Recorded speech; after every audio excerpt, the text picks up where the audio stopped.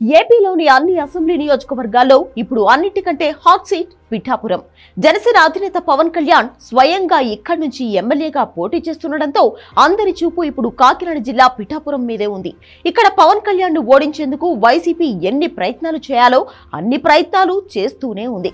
ముఖ్యంగా కాకినాడలోని కాపు ఓటర్లను తన వైపు తిప్పుకునే ప్రయత్నం చేస్తోంది.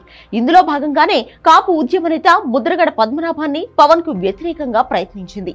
వైసీపీలో చేరినప్పటి నుంచి ముద్రగడ పవన్ కళ్యాణ్ ను నేరుగా టార్గెట్ చేస్తూనే ఉన్నారు. ఇదే క్రమంలో ఇప్పుడు పిఠాపురం నియోజకవర్గంలోని కాపులకు ముద్రగడ ఓ బహిరంగ లేఖ రాశారు.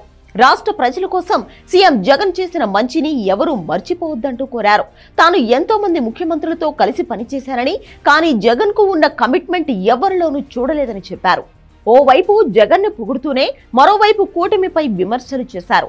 సైకిల్ ఒకప్పుడు ప్రతి ఒక్కరూ వాడారని, కానీ ఇప్పుడు మాత్రం అంతా బైక్స్ వాడుతున్నారని, ఇక సైకిల్ వ్యాలిడిటీ అయిపోయినట్టే అంటూ చెప్పారు. గాజు గ్లాస్ పగిలి కూడా చాలా రోజులైందని, ఆ ముక్కలు గుచ్చుకోకుండా ఉండేందుకు అంతా గ్లాసును దూరంగా ఉంచాలంటూ జనసేనను టార్గెట్ చేశారు. ఇక ఫ్యాన్ అనేది ప్రతి ఇంట్లో అవసరమని, అదే వైసీపీ గుర్తు అంటూ చెప్పారు.